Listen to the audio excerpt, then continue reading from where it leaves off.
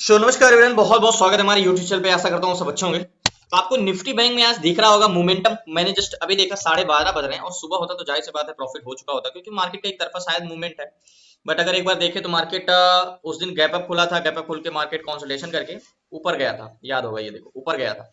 आज थोड़ा सा गैप डाउन खुला, गैप डाउन खुल के मार्केट 42,800 से 42,300 तक का सफर किया और 42,300 से फिर ऊपर जा रहा है 42,900 पे। यानी मार्केट अगर देखा जाए तो प्रीवियस अगर हम बात करें तो सैटरडे का जो हाई था, सॉरी फ्राइडे का जो हाई था, उसको मार्केट ब्रेक कर चुका है। ध्यान समझिएगा, इसको ब्रेक किया है। ब्रेक करने के बाद एक मार्केट ने कंफर्मेशन भी दिया है यहाँ पे। ये चीजें देखो प्राइस एक्शन का एनालिसिस होता है, बाकी इसके बाद तो हमें और भी चीजें एनालिसिस करना ही रहता है। तो इसके बाद क्या किया मार्केट ने, रिटेस्ट एंड रिजेक्शन कंफर्मेशन देके मार्केट ब्रेकआउट दिया है, अभी नेकलाइन के ऊपर है जस्ट। तो क्या मार्केट यहाँ से और ऊपर जाएगा या और मूवमेंट आएगा, ये चीजें हमें देखना होगा। मार्केट बहुत दिन से फॉल कर रहा था, आपको दिख रहा होगा। क्या रिकवरी आएगी मार्केट में? अगर आपको दिख रहा होगा मार्केट 2-3 दिन से बहुत बड़ा मूवमेंट, 1,000 पॉइंट मार्केट गिरा था, तो जाहिर सी बात है थोड़ा सा यहाँ पे रिकवरी आनी चाहिए। और मार्केट में देखो मैंने क्या बोला, मार्केट सिर्फ डाटा देख के हम तय कर सकते हैं मार्केट किधर जाएगा। प्राइस एक्शन से सिर्फ हम एंट्री कर सकते हैं, ये चीज आपको भी पता होनी चाहिए। आप प्राइस एक्शन से मार्केट का व्यू बनाते हैं, प्राइस एक्शन से मार्केट का व्यू नहीं बनाया जाता। मार्केट में एंट्री किया जाता है प्राइस एक्शन देख के, टारगेट का डिसाइड किया जाता है किस जोन का। बाकी टारगेट भी स्ट्रेंथ के हिसाब से लिया जाता है, जिस हिसाब से मार्केट का डाटा रहता है। मैं क्या डाटा का मींस क्या होता है, डाटा क्या होता है, मार्केट दो ही लोग चलाते हैं, बायर, कई बार बताया, बायर और सेलर। बायर भी दो तरीके के होते हैं, बायर भी दो तरीके के होते हैं, और बायर दो तरीके के होते हैं, और सेलर भी दो तरीके के होते हैं। सेलर का काम मार्केट को चलाना नहीं होता, मार्केट को एक दिशा से जाने के लिए रोकना और दूसरी दिशा की ओर जाने के लिए रोकना, यानी एक बैरिक लगाना, रेजिस्टेंस बनाना और सपोर्ट बनाना।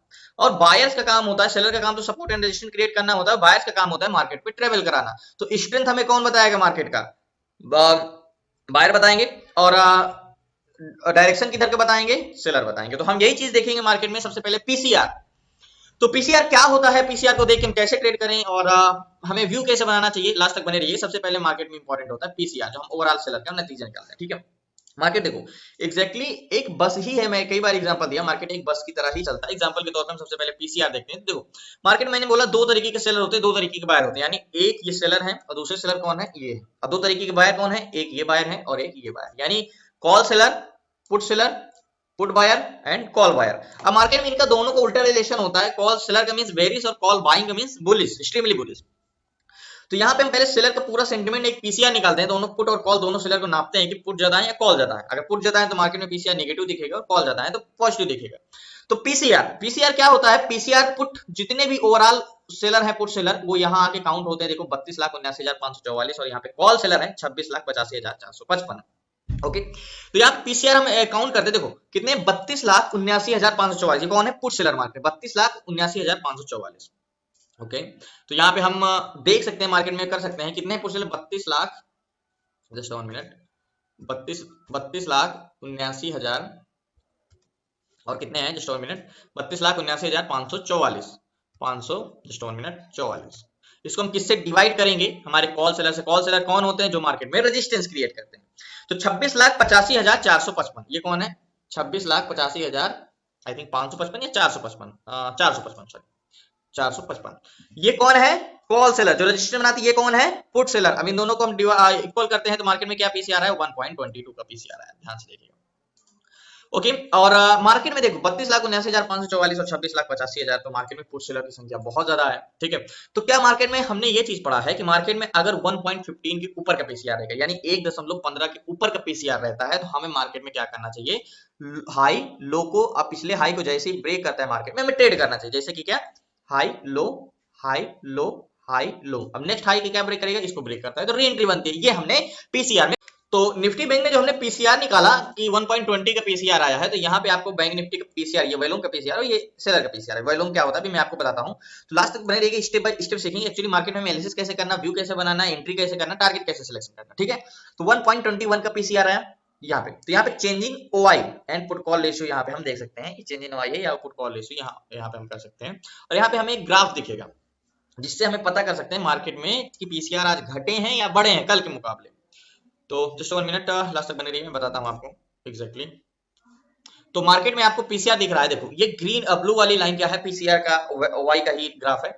तो मार्केट जब ओपन हुआ तो 92 का पीसीआर था, 92 का। देखो पीसीआर कंटिन्यू बढ़ता जा रहा है, 94, 94, एक मार्केट घट रहा था। देखो मार्केट में अक्सर अगर मार्केट फॉल हो रहा है, और पीसीआर बढ़ता जा रहा था, मतलब एक बड़ा मूवमेंट आने की एक्सपेक्टेशन। देखो मार्केट यहाँ पे घटा जरूर था, ये चीज आपको मैंने टॉपिक क्लास में पढ़ाया है कि ये मार्केट का, देखो ये मार्केट डाउन जा रहा था, ठीक है, ये डाउन जा रहा था यहाँ पे, ठीक है, 9:15 से 9:30 के बीच में। लेकिन यहाँ पे अगर हम ऑप्शन चैन की बात करें ना, तो ये देखो भले मार्केट क्या 9:15 बजे पीसीआर देखो बढ़ना शुरू हुआ, बढ़ा पीसीआर 1992 से पीसीआर घटा नहीं, कंटिन्यू बढ़ता ही रहा, बढ़ता ही रहा, बढ़ता रहा, और पीसीआर लास्ट तक 1.21 चला, यानी मार्केट में पीसीआर पॉजिटिव है। अब हमें मार्केट में एंट्री करना है, तो हम कैसे कर सकते हैं, कहां से व्यू बना सकते हैं, तो सारी चीजें पहले इरेज कर दें। तो मार्केट में पीसीआर कितना है, 1.20 का पीसीआर है, तो हायर लो के जोन पे हमें ट्रेड करना चाहिए। उसके पहले मैंने क्या बोला, मार्केट एक बस की तरह है। अब बस यहाँ पे आ गई, अब ये बस आगे जाएगी या पीछे जाएगी, ये हम डिसाइड करेंगे मार्केट में, ठीक है। तो मार्केट है कहाँ पे, तो एक चीज हमें ये देखना है, 44,900 पे मार्केट है एग्जैक्टली, ये 42,900, सॉरी 42,900 पे मैं एक हॉरिजॉन्टल लाइन खींचूंगा, ठीक है। ये 42,900 पे मैं क्या लाइन ड्रॉ करता हूँ, ये ठीक है। अब मैंने क्या बोला, मार्केट क्या चलाते हैं, सेलर और बायर, ठीक है, सेलर और बायर। और पहले हम किसका सेंटीमेंट देखेंगे, सेलर का, ठीक है।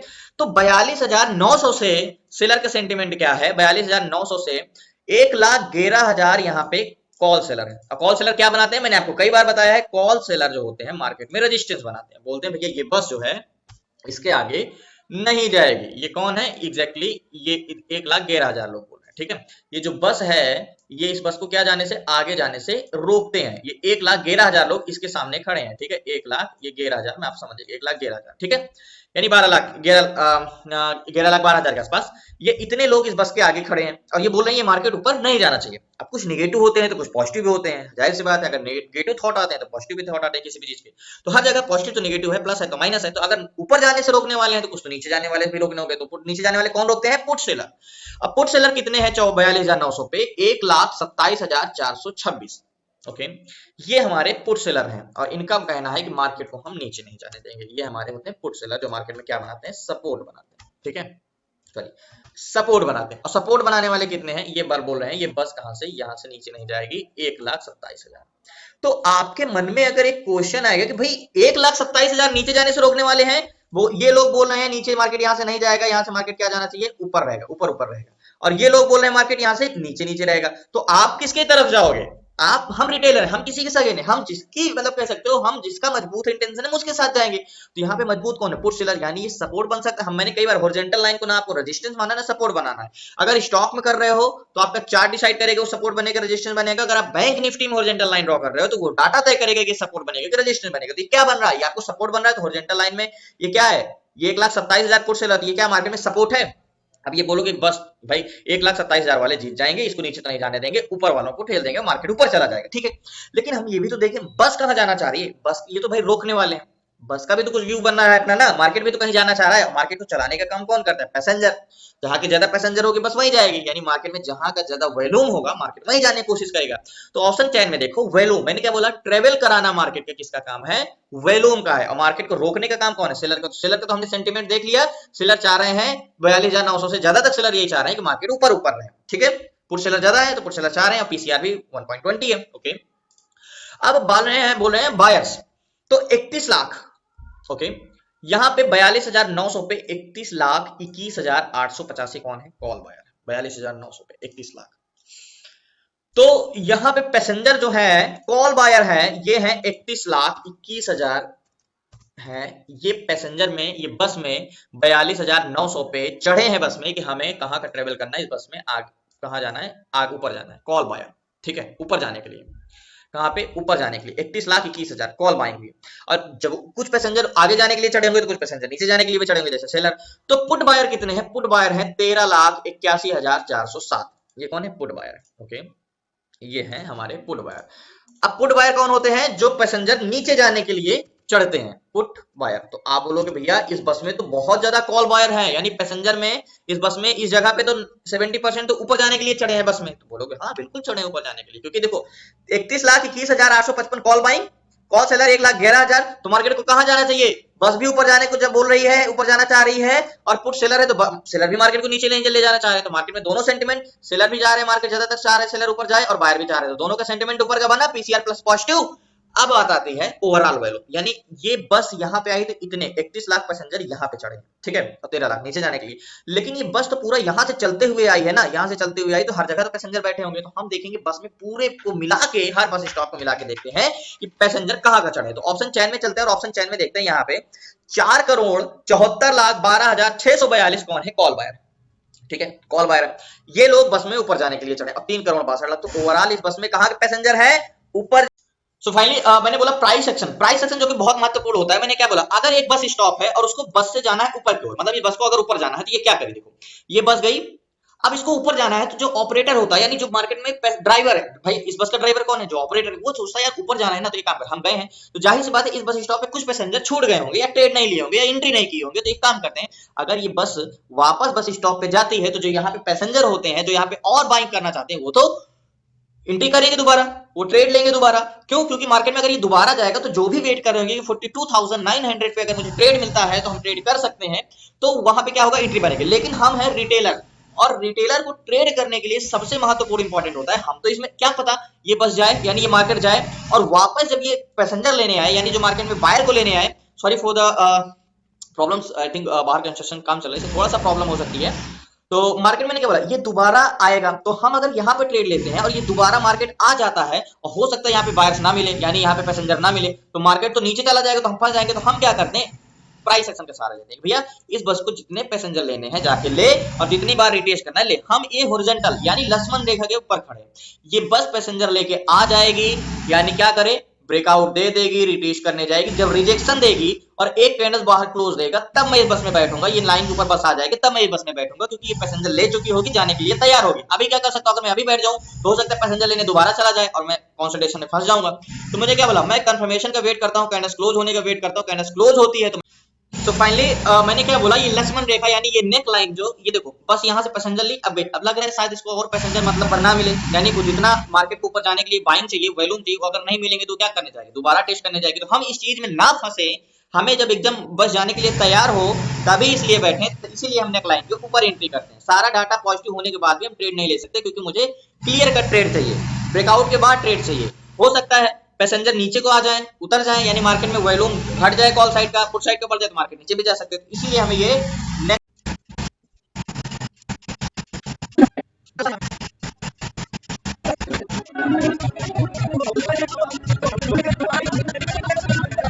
तो फाइनली मार्केट कैंडल क्लोज देने वाला है, इसलिए मैंने ट्रेड ले लिया है। 354 की बाइंग है, 354 रुपए की बाइंग है हमारी, टोटल 3 लॉट लिया है। और मार्केट में बहुत टारगेट थोड़ा बड़ा रख सकते हैं, क्योंकि मार्केट में एक तरफा मूवमेंट है, 354 की बाइंग है निफ्टी बैंक में। और टारगेट की एक्सपेक्टेशन करेंगे तो टारगेट हमारा क्या होने वाला है मार्केट में स्ट्रेंथ के हिसाब से। देखो अगर मार्केट यहाँ से ब्रेक करता है तो 42,932 को तो ब्रेक कर चुका है, 44,963 को ब्रेक करता है, तो मार्केट यहाँ तक तो जाएगा ही जाएगा। तो आप बोलोगे छोटा टारगेट है, मेरे हिसाब से इंट्राडे के लिए बहुत सही टारगेट है, और इतना होना चाहिए, ज्यादा लालच नहीं रखनी चाहिए। और टारगेट पॉइंट ये रहेगा मेरा, और ज्यादा बड़ा एक्सपेक्टेशन नहीं हो सकता है, लेकिन मार्केट क्या एक तरफा भले चल रहा है, लेकिन कंसोलिडेशन भी है। तो अगर यहाँ से जाता है तो 40 से 50 पॉइंट का टारगेट हमें मिलना चाहिए, और ये कैंडल्स क्लोज देता है तो मेरा प्रमाण हो जाएगा। अभी थोड़ा सा इंतजार करते हैं, तो वो कैंडल्स क्लोज मार्केट और ऊपर जा सकता है, टारगेट की एक्सपेक्टेशन ले सकते हैं, लेकिन पहला टारगेट मेरा यही वाला रहेगा। यहाँ से ज्यादा ये बस मुझे चाहिए कि कैंडल्स ये वाली 3 मिनट की क्लोज देती थी, तो मैं 100% श्योर हो जाऊंगा कि मार्केट ऊपर जाने वाला है। और कैंडल्स क्लोज देता है तो व्यू सारा चीज तो पॉजिटिव साइड का बना है, तो ये हमारा टारगेट की एक्सपेक्टेशन हो सकता है, क्योंकि मार्केट में मैंने क्या बोला, सारी चीजें तो मार्केट में पॉजिटिव है, बेरी साइड का है ही नहीं। मैंने आपको एक चीज बताया नहीं, जीओसी में जाते हैं और जीओसी में देखो मैंने जो ट्रेड लिया है, यहाँ पे भी हमें चीजें देखनी चाहिए, जो कंपोनेंट होते हैं इंडेक्स के। मैंने क्या बोला, 12 स्टॉक से मिलके कंपोनेंट 12 कंपोनेंट से मिलके एक इंडेक्स बनता है, ठीक है, और उन्हीं कंपोनेंट के परफॉर्मेंस से इंडेक्स परफॉर्म करता है। आपको फैमिली आपकी कैसे चलती है, जैसे आपकी इनकम है वैसे आपका फैमिली का ग्रोथ होगा, तो वैसे ही इंडेक्स एक फैमिली परिवार का नाम है, और इसके जो कंपोनेंट है वो फैमिली मेंबर्स है, तो वो जैसे परफॉर्म करेंगे तो ये इंडेक्स उतना ही ग्रो करेगा। तो ये कैंडल्स क्लोज होने का इंतजार है, और स्टॉप लॉस बहुत बड़ा एक्सपेक्टेशन नहीं रहेगा इसके नीचे, तो 30 पॉइंट के नीचे की स्टॉप लॉस रखते हैं यहाँ का। और बस ये कैंडल्स क्लोज होने का इंतजार कर रहा हूँ कि नेक लाइन के ऊपर कैंडल्स क्लोज दे दी है। और एसएल की बात करें तो एसएल बहुत बड़ा एक्सपेक्टेशन नहीं रहेगा मेरा, स्टॉप लॉस इसके नीचे का रहेगा। अगर इसके नीचे तक ज्यादा कायदे से स्टॉप लॉस तो हॉरिजॉन्टल लाइन के नीचे रहना चाहिए, लेकिन इतना बड़ा स्टॉप लॉस हम एक्सपेक्टेशन नहीं कर सकते हैं। तो मैंने क्या बोला, फुलर एड रखा, देखो जो हमारा इंडेक्स है वो 12 स्टॉक से बना है, जो निफ्टी बैंक जैसे निफ्टी 50 स्टॉक से बना है, वैसे जो हमारा इंडेक्स है 12 स्टॉक से मिलकर बना है, 12 में से 9 स्टॉक पॉजिटिव और 3 स्टॉक नेगेटिव, और सारे जो पॉजिटिव वाले स्टॉक हैं वो हमारे हाई वेटेज स्टॉक है, मतलब 27% 28% जिस पे निर्भर है ये पॉजिटिव साइड है। तो मार्केट को इसलिए पॉजिटिव इंटेंशन ज्यादा है। बाकी स्टॉप लॉस की बात करते हैं, स्टॉप लॉस इसकी